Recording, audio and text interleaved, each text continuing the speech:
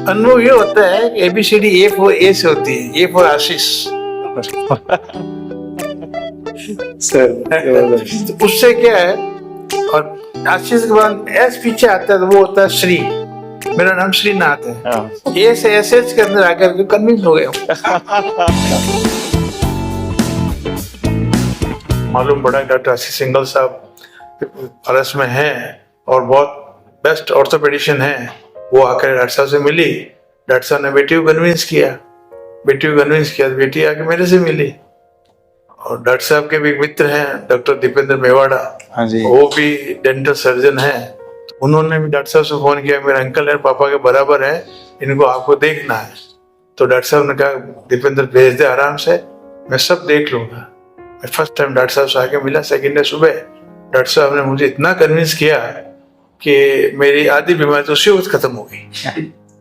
बिल्कुल, आधी बीमारी मेरी उसी वक्त खत्म। इतना प्रेम से डॉक्टर साहब ने मतलब उस भाषा में मेरे से बात करी तो उसका मैं कोई कह नहीं सकता। वो करी, फिर डॉक्टर साहब ने कहा कुछ नहीं, सुबह आ जाओ, जांचें वांचें करेंगे और शाम को आपको ऑपरेशन कर देंगे। डॉक्टर साहब ने वैसे ही किया। मेरे सुबह हम लोग आए, सारी जांचें हो गई, शाम को 6:30 थिएटर में ले गए। थिएटर में बाहर बैठा ये चला भी मेरे को अंदर लिया, 8:30 बजे बाहर, 8:30-12 बजे ला करके ऊपर इनके जो रूम था हॉस्पिटल का उसको मेरे दिया। रात भर में वहां रहा। सुबह 8:30 बजे डॉक्टर साहब आए राउंड में और कहे चलो। मैं कहा चलो, कि बस फिजियोथेरेपी शुरू करो। चलो आप तो हो गया ऑपरेशन। बिल्कुल चल लिया साहब ने, विद इन 12 आवर्स मतलब मैं वॉक हो गया। पापा को चलने करने में बड़ी दिक्कत थी, घुटने मतलब ऐसे पैर ना मुड़ते जा रहे थे, उनकी हाइट कम होती जा रही थी। तो काफी मतलब था कि भाई एक बार आप ऑपरेशन कराएं, तो पापा बिल्कुल भी एग्री नहीं थे कि मुझे कराना है। मैं जो हमारे मतलब ब्रदर जैसे ही है मेरे, उन्होंने मुझे बोला था कि देख गुड़िया मैंने अपना ये ऑपरेशन कराया है, हिप्स का उनका था ना। डॉक्टर साहब हैं, उनके मैंने दोनों हिप्स बदले थे। वो भी बहुत सालों तक उस चीज को टालते रहे और फिर किसी तरह उनको अग्री किया मैंने। अभी is very fine, is very good singer.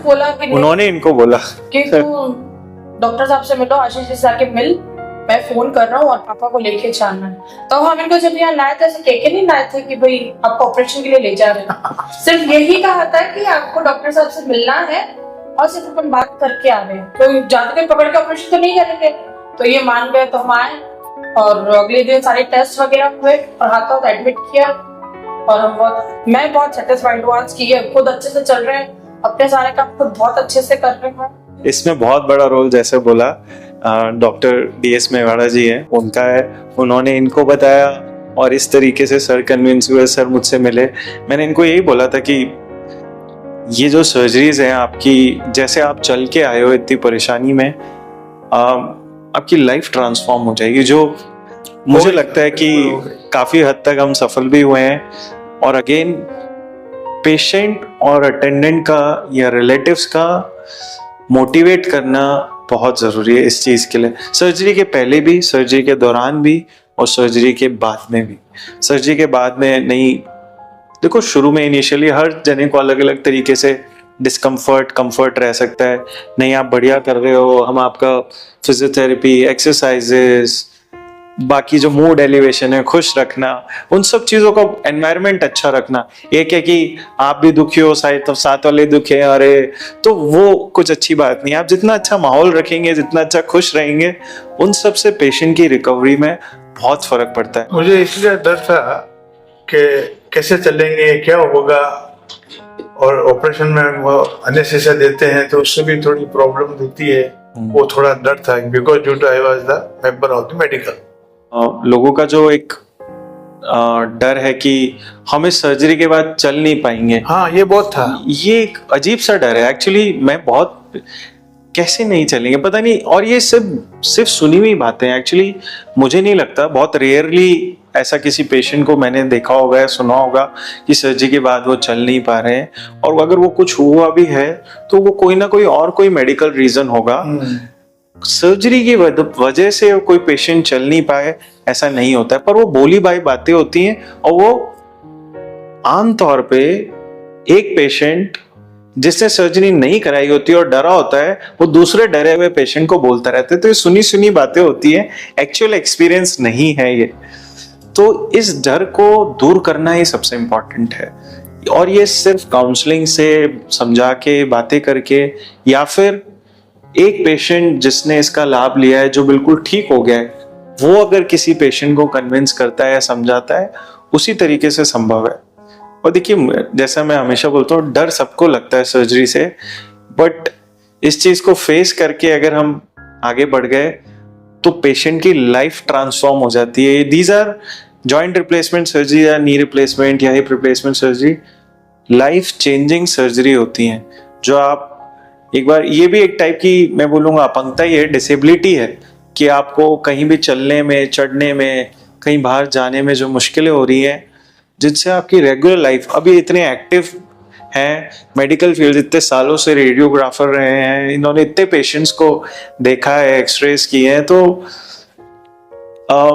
ये खुद इतना कुछ सफर कर रहे हैं इतने सालों से, ये बहुत ही बड़ी बात है। तो डॉक्टर साहब की मेहरबानी, वास्तव में इनका जो बोलने का तरीका है, पेशेंट को कन्विंस करना, उससे आदमी बीमारी साफ हो जाती है। उस आदमी को ये मालूम नहीं पड़ता मैं घुटनों में दर्द वजह से मैं आई कम दिया, बोला कि आपकी लाइफ ट्रांसफॉर्म हो जाती है। तो प्री सर्जरी और पोस्ट सर्जरी आपकी लाइफ में क्या भयंकर जबरदस्त। मैं स्कूटर चलाता हूँ, यहाँ से लेकर वो सामने बिल्डिंग दिख रही है, वहां से शाम घूमने जाता हूँ।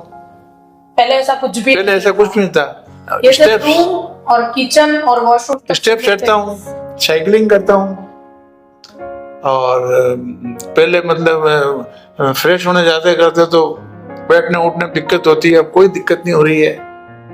स्टेप चढ़ने में पहले तो एक स्टेप चढ़ते और बाप रे मरे मरे मरे ऐसे हो जाते, अब तो ऑटोमेटिक जहाँ तक मैं कोशिश करता हूँ विदाउट सपोर्ट उसके रेलिंग के चढ़ रहा हूँ। यस, उतरता हूँ कम से कम 10 से 20 स्टेप चढ़ना, 20 स्टेप उतरना। क्या होता है? और मैं ख्याल से आप कह रहे 2 व्हीलर चला रहे हैं। 2 व्हीलर चला रहा हूँ। 2 व्हीलर कब से ही चला रहे हैं? आपने जब बोला था, सजेस्ट किया था कि ऑपरेशन नहीं हुआ उसके पहले 2 व्हीलर को खड़े रहकर पकड़ना भी भारी पड़ता था। अब तो मैं अपना, मेरे घर का रैंप इतना लंबा है, नीचे अपना उतारता हूँ। ये बच्चा कहता है मैं चढ़ाऊँ दादू, मैं नहीं चढ़ाऊंगा। और आराम से बैठ के कम से कम मैं नहीं करते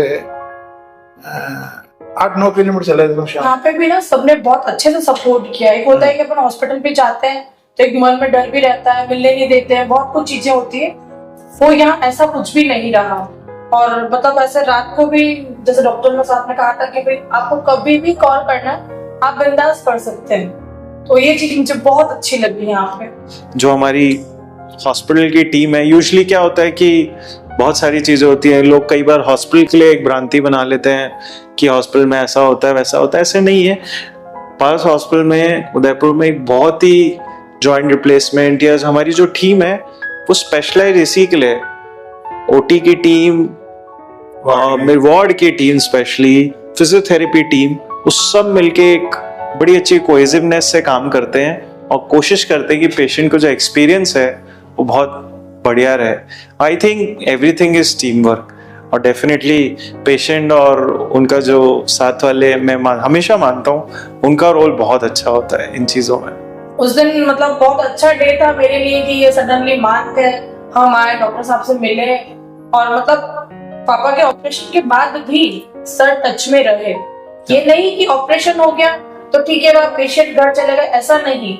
मैं वीडियोस भेजती, बराबर मेरे को रिप्लाईज आते, मुझे कुछ काम होता बात करती, आने के लिए भी कॉल करो तो मतलब बहुत अच्छे से रिप्लाई मिलता है कि कहीं कोई दिक्कत नहीं आई। डॉक्टर साहब का फैमिली रिलेशन हो गया इस हिसाब से। और मतलब first time I have come here, doctor साहब खुद अपने स्कूल खड़े होकर मुझे इतना गले लगाया, कोई जाने के वर्षों पुरानी याददाश्त थी।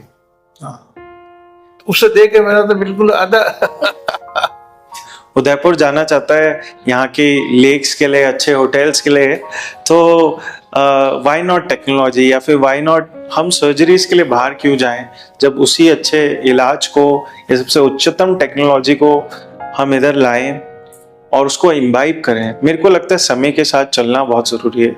ये एडवांस टेक्नोलॉजी को अपनी रेगुलर सर्जरी में जब हम सम्मिलित करते हैं तो पेशेंट्स का रिजल्ट इम्प्रूव ही होता है।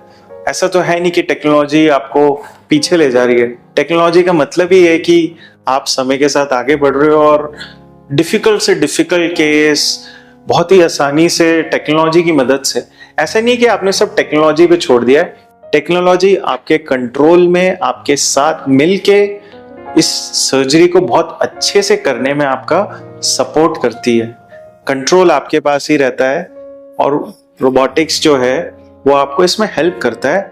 पेशेंट के एक्सपीरियंस को, जो रिकवरी फेज है उसको बहुत कम कर देती है और जल्दी से जल्दी पेशेंट अपनी रेगुलर एक्टिविटीज में आ जाता है।